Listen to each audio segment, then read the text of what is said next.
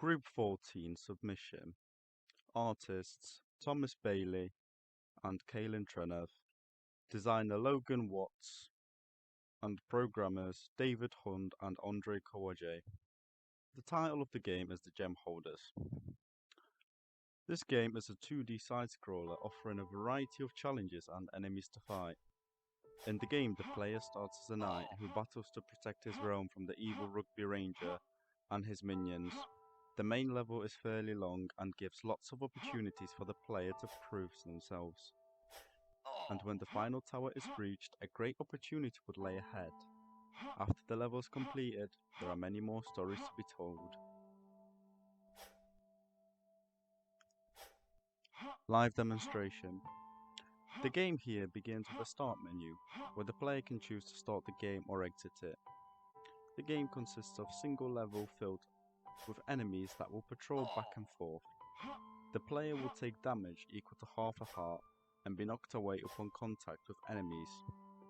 Enemies can be defeated in 2 swings, which will cost the player stamina, just like jumping. If the player is to fall into a pit or lose all the health, they'll be prompted with a screen offering them to try again or quit the application. Once the player reaches the end of the level, they'll meet the archer enemy, which serves as the boss. The archer will fire arrows at the player when they are level with the archer, and after a charge up of stamina bar, will rain arrows from the sky. The archer has a health bar, which when reduced to 0, will result in a defeat of the archer and present the player with the victory screen. Development tools used to build this project: Unity, Visual Studio, Notepad++, Git Source Control, SourceTree, and Photoshop. Team management techniques. For team management, we used a combination of Trello and keeping each other up to date with current workings of the game through Discord. Discord allowed us to communicate more closely as we were able to talk about what needed improvements and what worked out well. Trello was extremely helpful in keeping track of all the work that needed completing, so that the other members could implement them into the game. For example, the artists could see what assets needed finishing so that the programmers could implement them and start working on their functions. It would also allow us to share our screens to give progress updates, as well as letting us provide support to each other and give each other helpful feedback.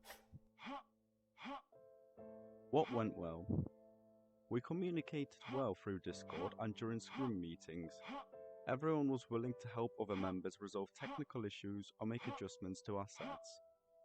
We all quickly agreed on ideas when discussing as a group, such as the game theme, gameplay, story, etc.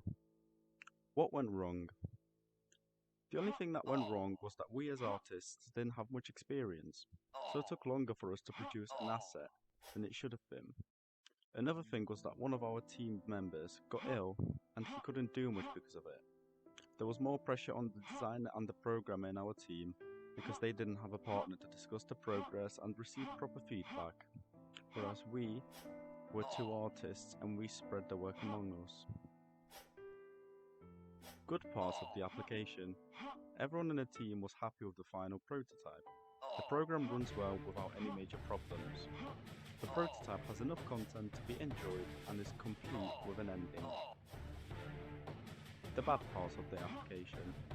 The player can get stuck to the edge of a platform if they hit it at the correct angle. The player unexpectedly would slide down slopes if no movement inputs were made. However, this was utilised to be a difficulty factor in the platforming of the level. What could be done to improve it? Adding in the second player attack. Adding particle effects to enemy deaths to make it more exciting to kill enemies. Boss movements could be improved to have them jump around platforms. More assets and animation would improve the look of the game, such as a walking animation for the boss, finished sword attack animation, and a health bar for the boss. Other dangers could be added to the level for a bit more variety, such as spikes. The mushrooms could give off spores, every so often, that damage the player if they are near them. The boss area could be locked off when the player enters to stop the player going back. One thing we could improve next time is how the tile sheet is slightly too scaled down. A note from the Scrum meeting was that it looked repetitive and looked like eyes watching, which was slightly uncomfortable. Thank you.